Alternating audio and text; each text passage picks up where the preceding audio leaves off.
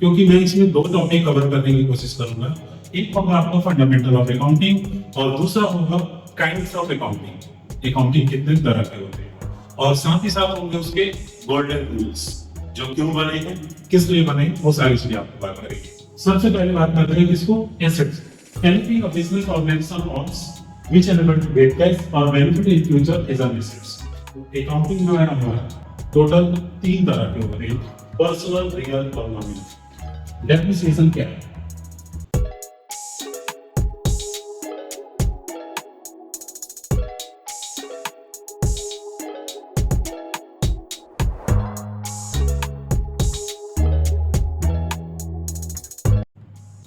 Hello everyone, स्वागत है आपका आईसीटी ऑनलाइन क्लास में। मैं विकास कुमार आज आपके लिए लेकर आया हूँ टैली में अगला टॉपिक फंडामेंटल्स ऑफ अकाउंटिंग।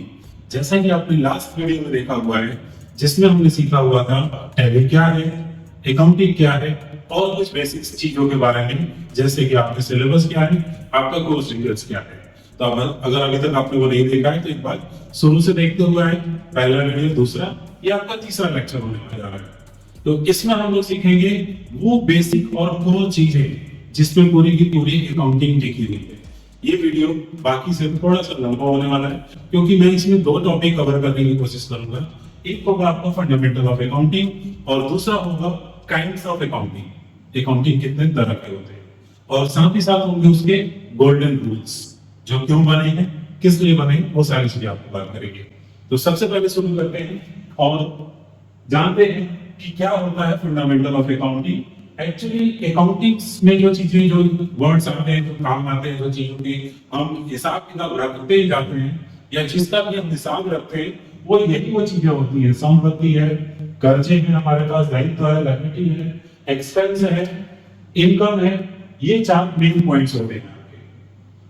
अब कोई भी ऐसा ट्रांजेक्शन नहीं है जो इसके बाहर का होता है, यानी कि हर एक ट्रांजेक्शन इन्हीं चारों में फिट बैठेगा। आगे आपको इसके शॉर्ट डेफिनेशन मिलेंगे जो चारों को पूरी तरह से क्लियरली आपको समझाएंगे।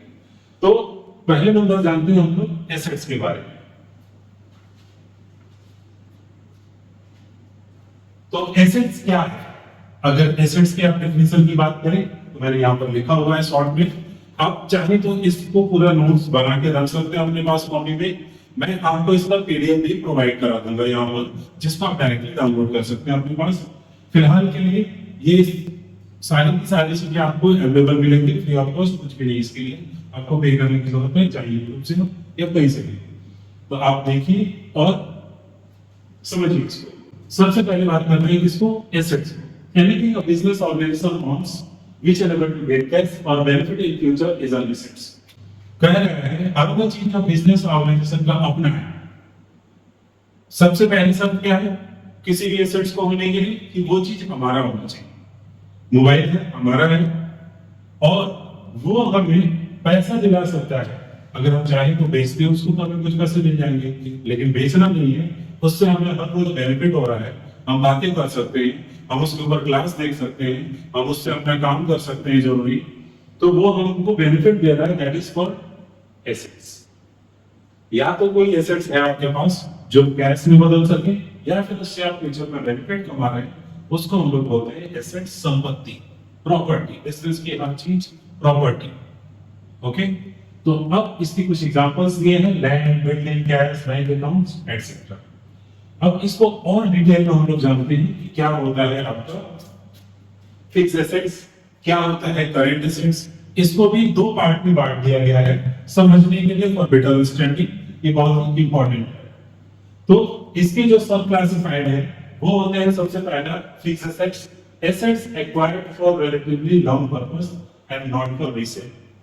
यानी एसेट्स जिसको हमने एक्वायर किया है लंबे समय के यूज के लिए, ना कि तुरंत बेचने के लिए।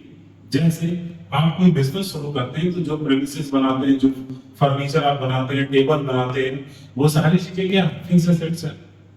और फिर आप स्टॉक खरीद के लाते हैं जिसको आपको बेचना होता है, उससे आपको प्रॉफिट अर्न करना होता है, फिर उस पैसे से फिर स्टॉक खरीदना होता है, फिर उसे बेचना है, और जो मार्जिन है वो आपकी प्रॉफिट बन रही है, that is called current assets.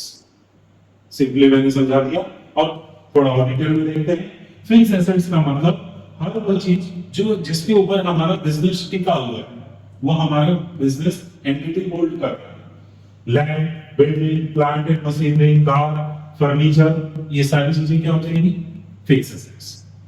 Current assets, assets held for short period, यानी एसेट्स जो शॉर्ट पीरियड के लिए है हमारे पास, फॉर रीसेल पर्पस, यानी कि उसे हमको तुरंत बेच देना है। और टू कन्वर्ट टू कैश, या फिर वो कैश में बदल सकता है। जैसे कि हमने किसी को उधार में सामान बेचा तो वो हमें तुरंत कैश में मिल जाएगा। हमने सामान खरीद कर लाया, उसको तुरंत हम बेच देंगे फॉर रीसेल। अब इसको और सिंपली समझने के लिए एक बात करते हैं। जैसे एक आटा चक्की वाला है, वो गेहूं खरीद रहा है, पीस रहा है, आटा बेच रहा है, फिर पैसे आ रहे हैं, फिर जाके गेहूं खरीद रहा है, फिर पीस रहा है, फिर आटा बेच रहा है। ये जो प्रोसेस चल रहा है, तो जो उसमें स्टॉक इन्वॉल्व है वो सब करेंट एसेट्स है।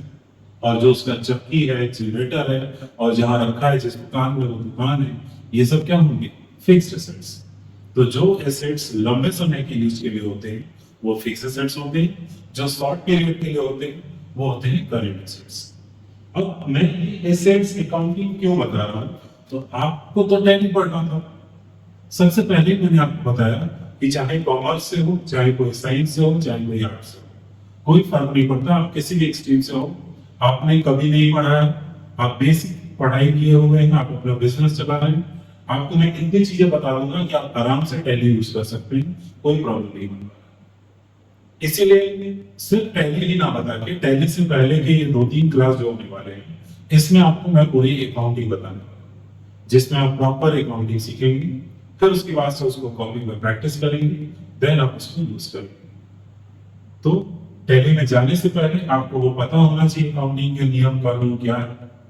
तो उसी में अकाउंटिंग के बारे में इतना डिटेल में हमको पढ़ा। और इसके कुछ एग्जांपल्स हैं, जैसे फिक्स्ड एसेट्स की बात करें, land, building, plant and machinery, car, furniture etcetera जो भी होंगे। कैश हो गया, ये करंट एसेट्स के एग्जांपल है। बैंक अकाउंट हो गया, स्टॉक हो गया, सन्डे डेटर हो गया। सन्डे डेटर का हिंदी में मैंने लिख दिया यहाँ पर, हालांकि हर एक चीज के बारे में हिंदी में ही आपको बता रहा हूँ, और नोट्स हमारे इंग्लिश में है, तो ओवरऑल दोनों ही चीजों में कवर अप हो सकता है। किसी को इंग्लिश में करना हो उसके लिए भी आसान रहेगा, जो हिंदी मीडियम है उसके लिए भी चीजें आसान रहेगी। मैं कुछ इस तरह से कंटेंट बनाने की कोशिश कर रहा हूँ। तो सन्डे डेटर का मतलब होता है, आप सिंगल वर्ड में आप इसको एक कस्टमर भी कह सकते हैं, वो व्यक्ति जो हमसे कुछ लिया है, खरीदा है, जो हमें पैसा देगा, दैट इज कॉल्ड डेटर, देनदार। तो ओवरऑल समझ में आ गया होगा आपका एसेट्स। अगला बात करते हैं लायबिलिटीज। लायबिलिटी मतलब होता है कर्जा, दायित्व, अमाउंट जो हमें किसी को पे करना है। इसके डेफिनेशन की बात करें तो एकदम सिमिलर आप देखेंगे, anything which the business organisation owns. अगर आप एसेट्स के डेफिनेशन से मिलाएंगे तो लगभग वैसी ही है, हर वो चीज जो बिजनेस ऑर्गेनाइजेशन का अपना है, बट एक शर्त लग गई है, एंड इज लायबल टू पे। वहां तक कैश या फिर आपको फ्यूचर में बेनिफिट दे सकता था, यहां पर है कि पे करना बाकी है। मतलब चीजें तो हमारे पास है, बट हमें किसी को पे करना होगा, इसलिए उसको हम लोग क्या बोलेंगे? लायबिलिटीज। जैसे कि आप बैंक से 10 लाख रुपए का अगर लोन लेते हैं तो वो पैसे किसको मिलेंगे? जो लेगा लोन उसे मिलेगा।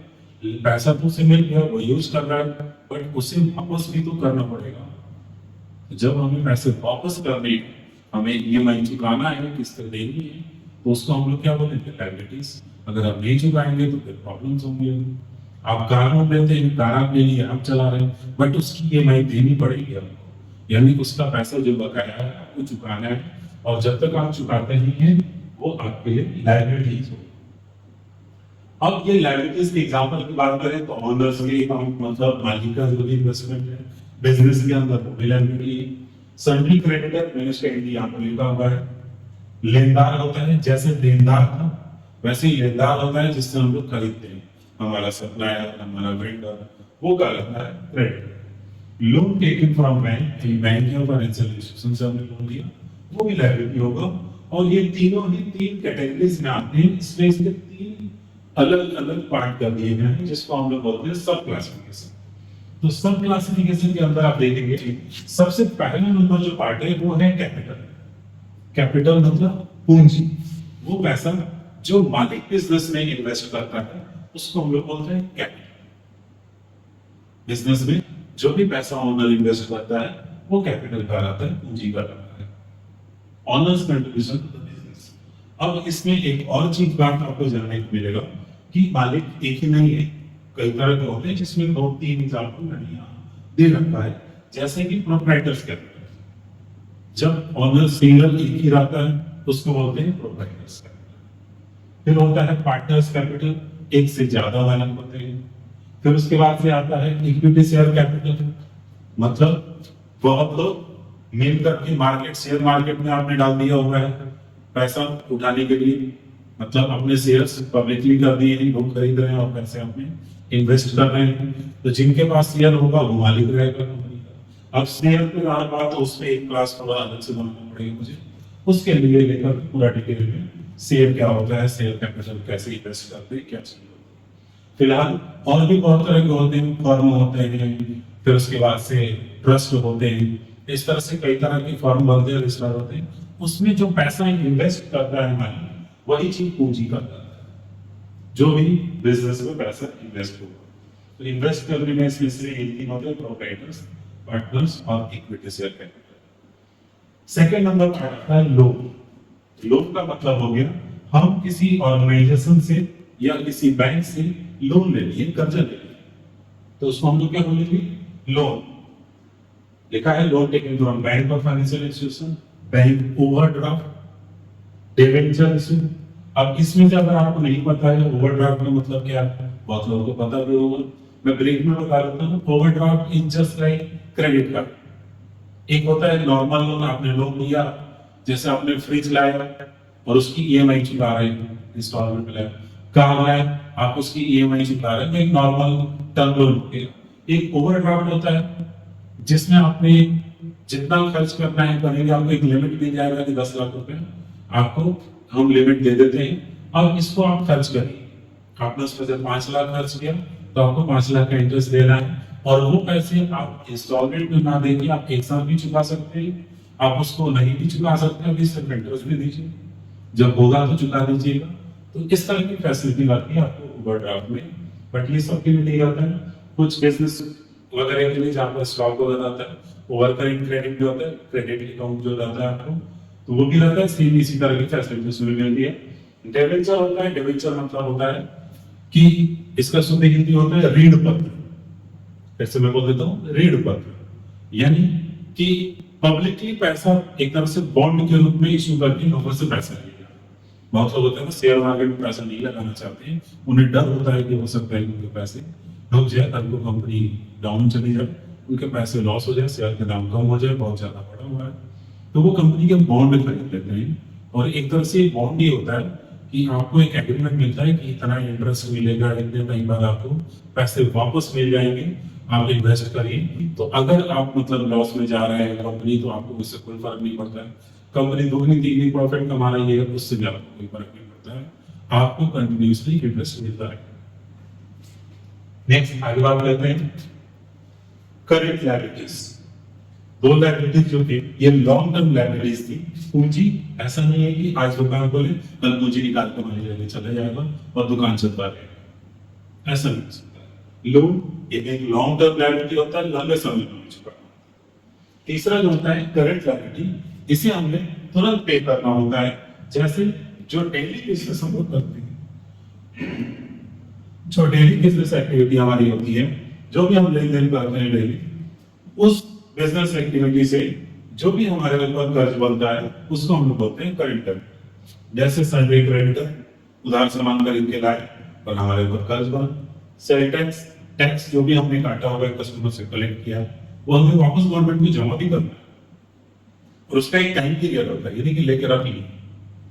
एक्साइज ड्यूटी, आउटस्टैंडिंग एक्सपेंसेस और भी बहुत सारे वो चीजें जो रोज रोज आप कर रहे हैं बिजनेस में और आपको चुकाना है, पे करना बाकी है, तो उसको क्या बोलेंगे करंट लायबिलिटीज। ओवरऑल मैंने लायबिलिटीज आपको अच्छे से बता दी, क्लियर हो गया। आगे बढ़ते हैं नेक्स्ट टॉपिक। जो नेक्स्ट तीसरा टॉपिक है वो है एक्सपेंसेस, यानी कि खर्च, व्यय। बिजनेस में जो कुछ भी हम खर्च करते हैं, डेफिनेशन यही कर रहा है, कॉस्ट ऑफ गुड्स और services use for generating income for the business. यानी बिजनेस में इनकम जनरेट करने के लिए हम लोग जो भी कॉस्ट लगाते हैं, जो भी पैसे खर्च करते हैं, उसको हम लोग बोलते हैं एक्सपेंसेस। एक्सपेंसेस बेसिकली दो कैटेगरीज में बांटे हुए आते हैं, ठीक है। ये सब खर्चे सामान खरीद रहे हैं, सैलरी दे रहे हैं, भाड़ा दे रहे हैं। फ्रेट का मतलब भाड़ा में लग रहा है आपको, ठीक है, सैलरी तो आप जानते हैं। तो इसकी दो कैटेगरीज होते हैं और एक्सपेंस को भी दो कैटेगरीज में क्यों बांटा गया है, क्योंकि कुछ खर्चे ऐसे हैं जो करने ही पड़ेंगे, उसके बिना बिजनेस नहीं चल सकता है। कुछ खर्चे ऐसे जिसको आप कम अधिक करके काम चला सकते हैं, वो होते हैं आपके इनडायरेक्ट एक्सपेंस। जैसे डायरेक्ट एक्सपेंस को हो गया expenses that can be directly attribute to the production, procurement और product of the product service which form core business of the organisation. जो कि हमारा मेन काम है, मैं कुछ प्रोडक्शन कर रहा हूँ, सपोज मैं एक मार्कर बना रहा हूँ और इस मार्कर को बनाने में पेंसिल प्लास्टिक लग रहा है, इंक लगेगा, वाटर लगेगा, मजदूर लगेंगे, ये सारे जो कॉस्टिंग होगी वो सब क्या कर रहे हैं, डायरेक्ट एक्सपेंस। या फिर हम सिर्फ मार्कर बेचते हैं तो हम इसको खरीदेंगे, मार्कर का कॉस्ट, मार्कर खरीद के लाएंगे अपने पास, लाने का भाड़ा, दो चीजें ऐड होंगी, वो क्या कहलाएंगी, डायरेक्ट एक्सपेंस। अगर हम मैन्युफैक्चर करते हैं तो रॉ मटेरियल का कॉस्ट और मजदूर। अगर हम ट्रेडिंग करते हैं मतलब खरीदते बेचते हैं तो रॉ मटेरियल नहीं होगा वहां पर, आइटम जो सामान बेच रहा है वो, और उसको लाने का भाड़ा। अब इनडायरेक्टली क्या है, बाकी सारे खर्च expenses which are of administrative मतलब बिजनेस के ऑफिस मैनेजमेंट इन सब चीजों से related nature, which cannot be directly attributed to the production or procurement of the product service, जो कि इसके डायरेक्टली प्रोडक्शन में इन्वॉल्व नहीं है, ऑफ द बिजनेस में जो बिजनेस में डील करता है। तो इसको हम लोग क्या बोलते हैं, इनडायरेक्ट एक्सपेंस। जैसा हमें स्टाफ को सैलरी देना, ठीक है, टेलीफोन का बिल पे करना है, डेप्रिसिएशन हो गया। और मैं इसको टॉपिक को खत्म करके आपको डेप्रिसिएशन भी क्लियर करा देता हूँ, क्या होता है डेप्रिसिएशन, उसका डेफिनेशन और उसके दो एग्जांपल्स भी आपको दिखा देता हूं। फिलहाल आते हैं वापस से इसके इनडायरेक्ट एक्सपेंस पे। तो जैसे मैंने मार्कर बना लिया, मैं मैन्युफैक्चर कर रहा हूं मार्कर और बन गया, अब इसे मुझे बेचना है। तो अगर मैं एक लोकल कोई एडवर्टाइजमेंट करने के लिए कोई एक्टर लाऊं, कोई लोकल पर्सन को जो ऐड करे, मिनिमम कॉस्ट में कर देगा 10,000, 20,000, 25,000, 50,000 लेगा। लेकिन अगर अपने प्रोडक्ट के एडवर्टाइजमेंट के लिए मैं किसी बड़े सेलिब्रिटी को लेकर के आऊं जो बहुत बड़े लेवल पे पैसे मांगे, करोड़ों में मुझे पैसा देना पड़े, तो वो मेरे खर्चे को बहुत बढ़ा। तो अगर मेरा स्केल उस लेवल पे नहीं है, उस प्रोडक्ट को मैं उस लेवल पे सेल नहीं करता, तो फिर मेरा खर्चा कभी खत्म ही नहीं होगा और फिर मैं कभी प्रॉफिट ही नहीं कमा पाऊंगा। तो ये बिजनेस पे डिपेंड करता है कि आपको किस तरह से इनडायरेक्ट एक्सपेंस को कंट्रोल करना है। बाकी जो आप डायरेक्ट है तो आपको लगना ही लगना है। और जो डायरेक्टली खर्च लग रहे हैं वो डायरेक्ट एक्सपेंस, उसके अलावा जितने भी खर्च लग रहे हैं वो सब इनडायरेक्ट एक्सपेंस होते हैं। इसमें एक टॉपिक आपके लिए आ गया, डेप्रिसिएशन। चलिए पहले डेप्रिसिएशन के बारे में बात कर लेते हैं। डेप्रिसिएशन क्या है? डेप्रिसिएशन के डेफिनेशन की बात करें तो कह रहा है decreasing in the value of assets bye uses और लैप्स ऑफ टाइम और बाय वियर एंड टियर। यानी एसेट्स के वैल्यू में कमी होना, समय के साथ कमी हो रहा हो, या फिर आप उसको यूज कर रहे हैं उससे कमी हो रहा है, वियर एंड टियर कुछ हिसाब बना रहा है उससे कमी हो रहा है, किसी भी वजह से अगर उसकी वैल्यू डिक्रीज हो रही है, दैट इज कॉल्ड डेप्रिसिएशन। आप बाइक खरीदते हैं, 1 लाख रुपए की आपने बाइक खरीदी, घर लाया, रखा, आपने उसको कभी नहीं चलाया, 1 साल तक पड़ा हुआ है, उसके बावजूद उस पर डेप्रिसिएशन लग जाएगा और उसकी वैल्यू कम होगी। इट मींस टाइम भी अगर लैप्स होता है, समय भी बीतेगा, तो उस एसेट्स की वैल्यू कम होगी। ऑन द बुक पे उसकी वैल्यू कम करनी होगी आपको। डेप्रिसिएशन क्या है? आपके एसेट्स के वैल्यू को एक तरह से वो बैलेंस करता है और आपके प्रॉफिट को बैलेंस करने में हेल्प करता है। अब इसको मैं थोड़ा सा और डिटेल में बात करें तो डेप्रिसिएशन एक तरह से बिजनेस में एक ऐसा काम करता है जो कि अगर नॉर्मली आदमी नहीं जानता उसके बारे में तो वो सोच ही नहीं सकता कि इस तरह से बड़े बिजनेसमैन इसको यूज करते हैं डेप्रिसिएशन जैसा ऑप्शन को। एक तो चीज आप समझ गए कि हाँ उसमें वैल्यू कम होगी। आज अगर कोई चीज 50,000 का आपने खरीदा है तो 1 साल बाद 2 साल बाद 50,000 का नहीं। और अगर आप अपने लुक्स को उतना ही वैल्यू दिखाते रहेंगे, इट मीन्स आप ओवर वैल्यू कर रहे हैं सेल्स को। अगर आपने एक लैपटॉप खरीदा 50,000 रुपए का अपने ऑफिस की यूज के लिए, 1 साल बाद उसमें लगभग 30% डेप्रिसिएशन हो जाता है, उसकी वैल्यू हो जाएगी सिर्फ 35,000। और आप बुक्स में कितना लिख के रखें 50,000, यानी 15,000 रुपए आपने एक्स्ट्रा दिखाया अपने एसेट्स की वैल्यू, जो कि आपके प्रॉफिट को बढ़ा देगा। और प्रॉफिट जो कि ये तो डेप्रिसिएशन खर्चा है, आप अगर वो 15,000 डेप्रिसिएशन काट देते हैं तो आपके खर्चे बढ़ जाते हैं और आपका प्रॉफिट कम होता, जिसपे आपको कम टैक्स देना होता। लेकिन आपने नहीं काटा तो आपने अपने एसेट्स गलत दिखा दिया वैल्यू, प्लस आपने टैक्स भी दिया ओवर प्रॉफिट दिखा के, ओवर प्रॉफिट भी आपके बिजनेस से निकल गया। तो तरीका क्या होता है बिजनेसेस में डेप्रिसिएशन को, पहले मैं आपकी इसके डेफिनेशन पे बात करूं, बाद में इसके मेथड पे हम जाएंगे कि बिजनेस क्या करता है। हर साल जो डेप्रिसिएशन होता है ये एक ऐसा खर्चा है जो किसी को देना नहीं है मुझे। डेप्रिसिएशन एक ऐसा खर्च है जो मुझे किसी को पे नहीं करना, मुझे इस डेप्रिसिएशन के वैल्यू को बिजनेस में ही रखना है। तो बड़े बिजनेसमैन क्या करते हैं, जैसे कोई मशीनरी है हमारे पास 5 लाख रुपए का और मुझे उस पर डेप्रिसिएशन काटना है, तो हम काटेंगे 10% को, अगर 50,000 तो हम उस 50,000 रुपए को एक अलग फंड में जमा करके रखेंगे, डेप्रिसिएशन फंड में। और हर साल ये 50,000 जमा होता है। 10 साल बाद मुझे अगर उस मशीन को बदलना होगा तो मेरे पास पूरे 5 लाख रुपए फिर से रेडी रहेंगे। जो उसके प्राइस में थोड़ा बहुत बढ़ोतरी हुआ रहेगा वो बढ़ा के हम उसको आसानी से खरीद सकते हैं, मुझे अलग से 5 लाख रुपए इन्वेस्ट करने की कोई जरूरत नहीं। तो जब डेप्रिसिएशन होगा तो जो बैलेंस उसके नाम से कटेगा वो बैलेंस हम अलग ट्रांसफर कर देंगे। इस तरह से भी आप मशीन को इजीली बदल सकते हैं। डेप्रिसिएशन के हेल्प से आप अपने एसेट्स को चेंज कर देंगे बिना अपने जेब से एक्स्ट्रा पैसे लगाए। अब इसके मेथड के ऊपर बात कर लेते हैं।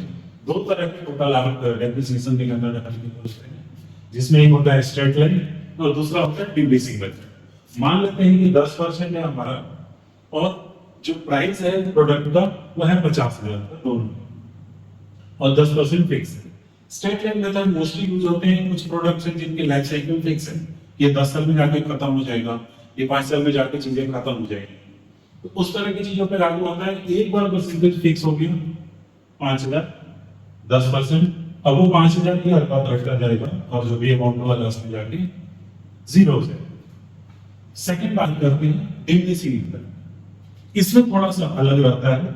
इसमें क्या है कि जो भी वैल्यू आपकी प्रोडक्ट की होगी उस समय, जो भी आपके एसेट्स की वैल्यू होगी उस पे आपको 10% लेस करना है। पहली बार आपका लेस हुआ 10%, बचा 45,000।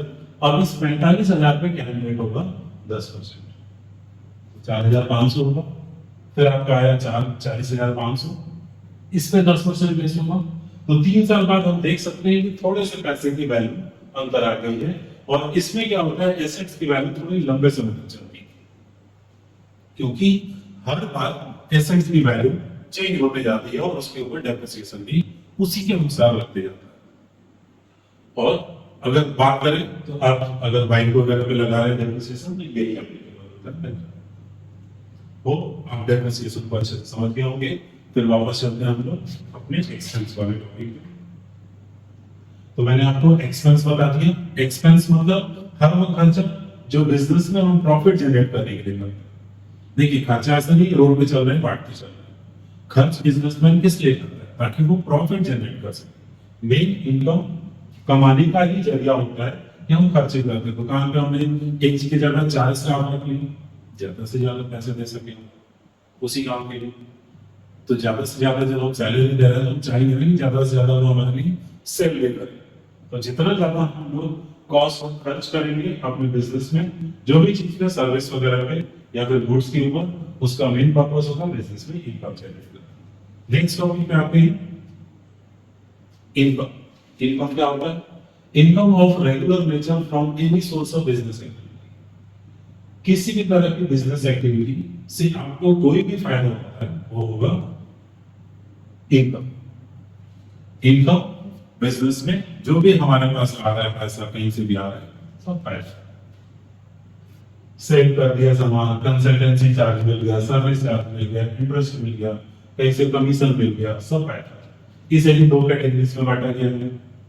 पहली कैटेगरी होगी कि हम जो काम कर रहे हैं, कोर बिजनेस का मतलब मेरा काम, जिस काम को करने में बैठा हूं उससे मुझे जो इनकम होगी वो डायरेक्ट इनकम। इसके अलावा मुझे कहीं और से भी इनकम आ रहा है तो वो कहलाएगा इनडायरेक्ट इनकम, जो कि नॉन कोर बिजनेस होगा। जैसे बैंक में पैसे रख दिए, उसमें हमें इंटरेस्ट मिल रहा है, वो हमारे लिए इनडायरेक्ट। कहीं हमने पैसे इन्वेस्ट कर दिए और उस पैसे से हमको कहीं बेनिफिट मिला, ठीक है। हमने किसी का कहीं एडमिशन करवा दिया, उसके बदले में हमें कुछ कमीशन मिल गया, जबकि मैं टीचर हूँ, मैं पढ़ा रहा हूँ, उसके बदले फी दे रहा हूँ, वो मेरे लिए डायरेक्ट इनकम है। अब किसी को मैं रिकमेंड करके कहीं एडमिशन करवा रहा हूँ, उससे जो बेनिफिट मिल रहा है वो मेरे लिए क्या होगी, इनडायरेक्ट।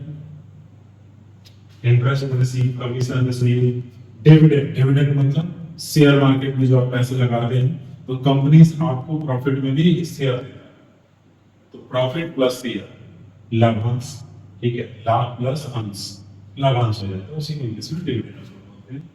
इन्वेस्टमेंट, जो भी आप इन्वेस्ट किए जाते हैं शेयर मार्केट, तो ओवरऑल इनकम हो गया, बिजनेस में कहीं से भी बेनिफिट हो जाए वही इनकम का। अब यहाँ तक आपने वीडियो देख लिया है तो अभी इसको रोकने की जरूरत नहीं है, कट नहीं करना है, छोड़ के नहीं जाने की जरूरत है, क्योंकि अब सबसे मेन पार्ट शुरू होने वाला है, काइंड्स ऑफ अकाउंटिंग। अकाउंटिंग कितने तरह का होता है? तो अकाउंटिंग जो है हमारा टोटल 3 तरह के होते हैं, पर्सनल, रियल और नॉमिनल। ये वो चीजें हैं जो आपको हेल्प करेगा, और मैंने दोनों ही चीजों को एक साथ रखने की कोशिश की है, क्योंकि ये दोनों ही अकाउंटिंग के लिए बहुत इंपॉर्टेंट चीजें। पहला जो आपने फंडामेंटल जाना, जिसमें आप जाने कि एसेट्स क्या होता है, लायबिलिटी क्या होता है, एक्सपेंस, इनकम। अब आप जानेंगे कि वो अकाउंट्स कितने होते हैं और उनके रूल्स क्या होते हैं, और ये उसी एसेट्स, लायबिलिटी, एक्सपेंस, इनकम को ट्रीट करने का रूल्स बताते हैं। तो सबसे पहला है पर्सनल अकाउंट, व्यक्तिगत खाता, रियल अकाउंट, वास्तविक खाता, नॉमिनल अकाउंट, नाममात्र खाता। इसका हिंदी में मैंने लिख दिया, इंग्लिश में लिख दिया, एक एक करके सबके बारे में बात करते हैं। सबसे पहले बात कर रहे हैं पर्सनल अकाउंट के बारे में। पर्सनल अकाउंट की डिफिनेशन, उसके 3 अलग अलग कैटेगरीज भी होती हैं, समझने के लिए आप यूज कर सकते हैं, बट रूल एक ही होता है, एक ही रूल होता है, वही रूल लागू होता है पर्सनल अकाउंट के ऊपर। तो account recording transaction related to individual और फर्म और company are known as personal account. यानी अकाउंट जो किससे रिकॉर्ड कर रहा है ट्रांजैक्शंस, जो एक इंडिविजुअल व्यक्ति से रिलेटेड है, किसी फर्म से रिलेटेड है, किसी कंपनी से, उसको हम लोग बोलते हैं पर्सनल अकाउंट। पर्सनल अकाउंट में फर्दर बी क्लासिफाइड है, उसको आगे क्लासिफाइड भी किया गया है, जिसमें सबसे पहले नंबर आता है natural persons personal account. Natural persons personal account का मतलब इंसान, human beings. The account recording transaction related to individual human beings. Example दिया है, इंसान है, इनको बोलते हैं natural person. Artificial persons personal account ये होते हैं वो कंपनी, वो दुकानें जिनको हम लोग बनाते हैं।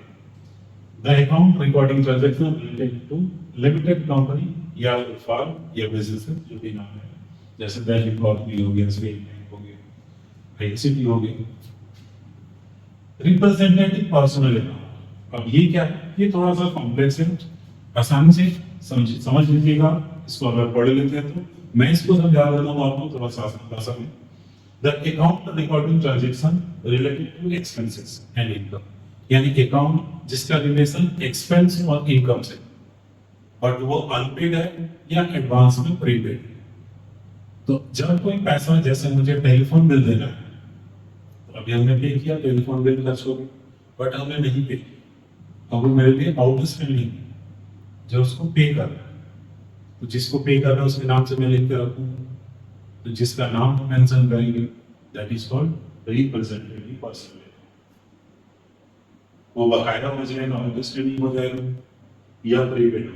उस केस में अगर हम किसी रिलेटेड पर्सन का नाम मेंशन करते हैं, वो आउटस्टैंडिंग या बकाया जो खर्च हमारा होता है वो कहलाता है रिप्रेजेंटेटिव पर्सन अकाउंट। वो आप समझ गए होंगे, इसमें बहुत ज्यादा सोचने की जरूरत नहीं है, ओवरऑल समझ के रखिए कि कोई भी नाम होगा, कोई व्यक्ति का, दुकान का, पर्सन का, किसी कंपनी का, वो सब के सब पर्सनल अकाउंट। अब इस पर्सनल अकाउंट का एक रूल होता है, मैं तीनों अकाउंट्स को साथ साथ रूल के साथ बताते चल रहा हूँ, थोड़ा आसान रहेगा आपको समझने के लिए। ये किससे बिलोंग करता है? पर्सन से, व्यक्ति से। इसका रूल जो होता है,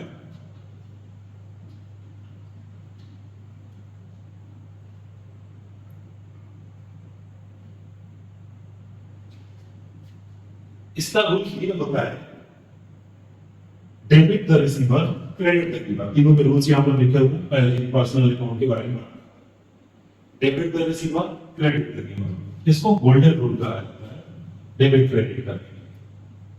अब सवाल एक उठता है कि यही वाला रूल क्यों बना है, कुछ और क्यों नहीं बना है? क्योंकि क्यों अगर आप समझ जाते हैं तो आपके लिए चीजें बहुत आसान हो जाती है।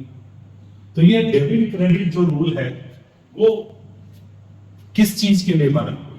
तो जब आप जनरल एंट्री करते हैं तो उसमें आपको एक अकाउंट को डेबिट करना होता है, एक को क्रेडिट करना होता है। ये रूल उसी चीज को बताता है। और आप याद करिए, जब आप अकाउंटिंग करते हैं उसमें सबसे पहली चीज क्या करते हैं? मैंने बताया थोड़ी देर पहले, वो आप करते हैं लेजर, जनरल एंट्री, ये बैलेंस शीट क्या करते हैं?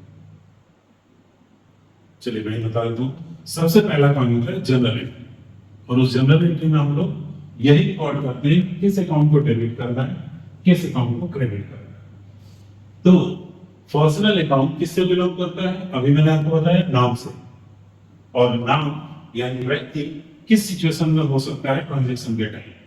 या तो वो किसी को पैसा दे रहा है तो गिवर होगा, या किसी से पैसे ले रहा है तो रिसीवर होगा। और यही तो आपको चेक करना है। अगर वो रिसीवर होगा तो आपको उसको करना है डेबिट, अगर वो गिवर होगा तो आपको उसको करना है क्रेडिट। अब इसके ऊपर जनरल एंट्री बना के मैं नेक्स्ट वीडियो में आपको दिखाऊंगा। इस वीडियो में आपको सारे रूल्स और तीनों अकाउंट समझा देता हूँ, यानी सारा थियोरेटिकली सारा काम हो जाएगा, सिर्फ जनरल एंट्री बनाना आपको बताना रहेगा, वो नेक्स्ट वीडियो में करेंगे। हम बात करते हैं हम लोग रियल अकाउंट। पहले रियल अकाउंट का डेफिनेशन देख लेते हैं हम लोग। Accounts dealing with the cash material assets of a business such as its property is called real. यानी अकाउंट्स जो डील करता है बिजनेसेस में, कैश में, मटेरियल में, एसेट्स में, इन सारी चीजों में, मेनली बिजनेस की सारी प्रॉपर्टीज की बात करें तो वो सारी प्रॉपर्टीज में डील करता है, उसको हम लोग बोलते हैं रियल। अब एसेट्स क्या होता है, प्रॉपर्टी क्या होता है, आपको अभी भी बता दिया। तो सारी संपत्ति जितने भी है बिजनेस में वो सब किससे रिलेटेड है? रियल। ठीक है। और अगर आप समझना चाहते हो और डिटेल में तो इसे भी दो कैटेगरी में बांटा गया है, और ये कैटेगरीज हैं जो एसेट्स को बताती है। कुछ एसेट्स ऐसे हैं जिनको आप देख सकते हैं, छू सकते हैं, फील कर सकते हैं, वो एसेट्स कहलाते हैं। और उनको बोलते हैं टैंजिबल एसेट्स। तो ये टैंजिबल एसेट्स क्या होते हैं, इसके बारे में हम लोग समझते हैं। ऐसा एसेट्स जो फिजिकल रूप में होता है, जिसका मतलब आकार है, प्रकार है, जैसे टीवी है, इसको छू सकते हैं। तो the assets that can be seen और touch are considered tangible assets. The example of tangible assets include cash, furniture, inventory. और सीधे लागू संपत्ति जो बिजनेस का पड़ा हुआ है, सब कुछ आपको दिख रहा है, जिसको आप छू सकते हैं, फील कर सकते हैं, उसको हम लोग क्या बोलेंगे? Tangible assets. इंटैंजिबल एसेट्स मतलब अदृश्य, जिसको आप लोग देख नहीं सकते, छू नहीं सकते, फील नहीं कर सकते, बट वो एसेट है, बिजनेस में वो वैल्यू लेके आ रहा है, उसको हम लोग बोलते हैं इंटैंजिबल एसेट्स। इसमें से देखिएगा, ऐसे assets, the different assets that can not be felt और touched are considered as intangible assets. The example of intangible assets include patent, goodwill, trademark, copyright, etc. ये सब के सब क्या करेंगे? Intangible assets। अब intangible assets को समझा देते हैं आपको। Tangible तो आप वैसे भी देखते हैं और जानते हैं संपत्ति में, फर्नीचर क्या होता है, कैश क्या होता है। क्या आप जानते हैं पेटेंट किसको बोलते हैं? पेटेंट होता है आपने कोई डिजाइन, कोई आविष्कार, कोई नई इन्वेंशन की, कोई नई खोज की, और उसको जाके आपने अपने नाम पे रजिस्टर्ड करवा लिया कि मैंने इस चीज को इन्वेंट किया हुआ है, मेरे नाम पे रजिस्टर्ड कर दिया गया। फिर उस डिजाइन को आप बेच के पैसे कमा सकते हैं। आपने फिजिकली रूप में किसी को कुछ नहीं दिया, बस एक डिजाइन दिया, एक आइडिया दिया और पैसे कमा रहे हैं। गुडविल, ख्याति, प्रसिद्धि, फेमस, हर चीज का गुडविल है, जगह का है, नाम का है, व्यक्ति का है। घर पे पार्टी फंक्शन है, किसी लोकल सिंगर को बुला लीजिए, 10, 20, 50 हजार में काम चल जाएगा। भोजपुरी सिंगर को बुला लीजिए, 1, 2 लाख, 5 लाख में काम चल जाएगा। हिंदी के सिंगर को बुला लीजिए, 1, 2 करोड़ में काम चल जाएगा, 20 लाख, 50 लाख में हो जाएगा काम। अरिजीत सिंह को बुला लीजिए, सोनू निगम को बुला लीजिए, और भी बहुत सारे। इंग्लिश में चले जाइए, इंग्लिश वाले किसी को बुला लीजिए, फिर 5, 10 करोड़, 20 करोड़, 50 करोड़ लग जाएंगे। तो अब ये डिपेंड करता है सबकी गुडविल, सबने अपना अपना बना रखा है, सबकी वैल्यू अलग अलग है, सब घर में ही आएंगे, बट फर्क होगा उनके नाम, उनके क्वालिटी में चीजों, जिसके वजह से उनकी प्राइस अधिक और कम हो रही है। आप कोई प्रोडक्ट खरीदने जा रहे हैं, एक नॉर्मल ब्रांड है, उसकी वैल्यू आप देंगे, एक इंटरनेशनल ब्रांड है, उसके लिए आप ज्यादा पैसे देने के लिए तैयार होंगे। तो ये जो डिफरेंस आप देने के लिए तैयार हो रहे हैं कई चीजों में, वही चीज क्या लगता है, गुडविल का लगता है।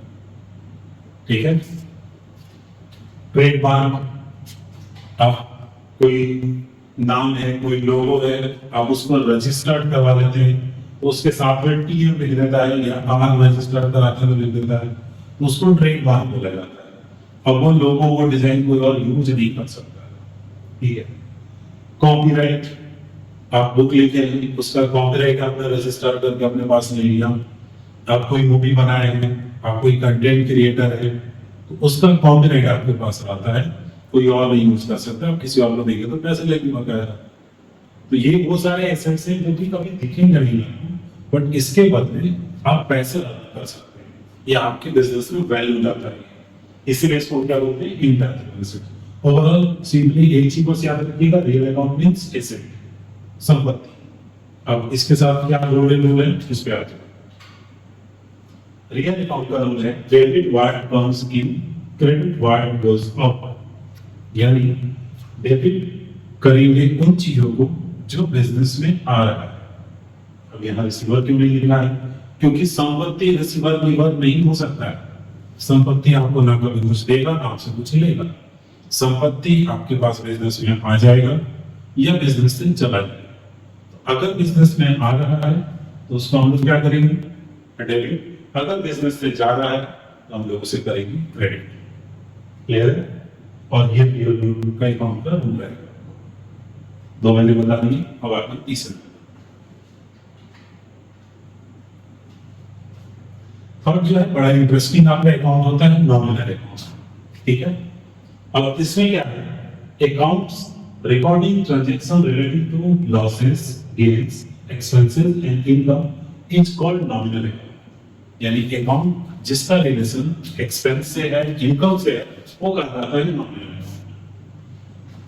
The dictionary meaning of the word nominal is existing in name only। अगर डिक्शनरी में आप इसका मतलब ढूंढने जाएंगे ना, तो इसका मतलब यही निकलेगा कि कोई भी चीज जो सिर्फ नाम के लिए मौजूद है, and the meaning remains absolutely true। Nominal का मतलब नाम का चीज, और अगर आप इसका सही मतलब निकालेंगे तो एकदम ठीक है कि ये सिर्फ नाम का ही होता है। Nominal account do not really exist in physical form. Nominal account में यूज होने वाले नाम फिजिकल फॉर्म में होते ही नहीं। आप कभी सैलरी देखे हैं, रेंट देखे हैं, किस कलर का होता है, कमीशन, इंटरेस्ट कैसा होता है, कितना आकार प्रकार, कुछ नहीं देखे क्योंकि होते ही नहीं। तो यही कारण है, do not really exist in physical form, but behind every nominal account money is involve. यानी पैसे का लेन देन जरूर लगता है हर एक आपके नॉमिनल अकाउंट में। यानी आप रेंट पे कर रहे हैं तो रेंट जैसा कोई चीज नहीं है, उस पेमेंट के देने का बिहाफ क्या है, किस चीज के बिहाफ पे पैसा दे के आए पैसा, तो किस चीज के बिहाफ पे आप दे रहे हैं, वो चीज मेंशन किया जाता है, और वही नाम आपका क्या रहता है, नॉमिनल। तो जितने भी सोर्स ऑफ एक्सपेंस, हमने फंडामेंटल में 2 चीजें पढ़ी थी, एक्सपेंस और इनकम, उसमें जितनी भी चीजें आएंगी सब किसमें पे बैठेंगे, नॉमिनल। और इसका रूल बहुत ही सिंपल होता है, जितने भी आपके पास एक्सपेंसेस हैं सबको डेबिट करिए। Expenses mean source of expenses जो आप पे कर रहे हैं, और जितने भी इनकम के सोर्सेज हैं या इनकम या गेन, उस सबको क्रेडिट करना। सिंपली रूल है, debit expenses and losses, credit income and gain. अब आपका काम क्या है, आपको ये तीनों ही रूल्स याद करने पड़ेंगे। इसके बाद से आप नेक्स्ट वीडियो देखेंगे तो आपको और फायदा होगा, जिसमें आपको इन रूल्स का यूज करके जनरल एंट्री बताया जाएगा कि इसके हेल्प से आप जनरल एंट्री कैसे बनाते हैं। क्योंकि टैली के ऊपर क्या करना होता है, जनरल एंट्री तो करना होता है। अगर आपको कॉपी में नहीं बनाने आता, आपको जनरल एंट्री का जब नहीं पता है, तो फिर आप नहीं बना पाएंगे ना। इसलिए इसके बाद नेक्स्ट हमारा टारगेट होगा हम जनरल एंट्री को क्रैक करें, समझे अच्छे से, और फिर उसके बाद से हम लोग सिस्टम के ऊपर चलेंगे। तो इस वीडियो में बस यही तक रखते हैं। तो आपको चीजें क्लियरली समझ में आ गई होंगी। मैंने आपको फंडामेंटल ऑफ अकाउंटिंग और काइंड्स ऑफ अकाउंटिंग दोनों ही चीजें बता दी हैं। तो अभी इस वीडियो को यहीं पर फिनिश करते हैं, क्योंकि काफी लंबा हो चुका है ऑलरेडी। तो सीखते रहिए। अभी के लिए बाय बाय। हाँ, एक चीज और आपको मुझे बोलना है कि आपको जो भी चीजों टॉपिक पे प्रॉब्लम्स लगे, इस बात पे मैं समझ नहीं पाया, तो मैंने जैसे आपको पहले वीडियो बोला था, आप उस चीज को मुझे कमेंट में लिख के भेजें, ताकि मुझे पता भी चले कि आपको ठीक लगा, क्या अच्छा लगा, मैं क्या ठीक करूं, और चीजें इसके बारे में भी आप जरूर सीखें। मुझे ठीक लगेगा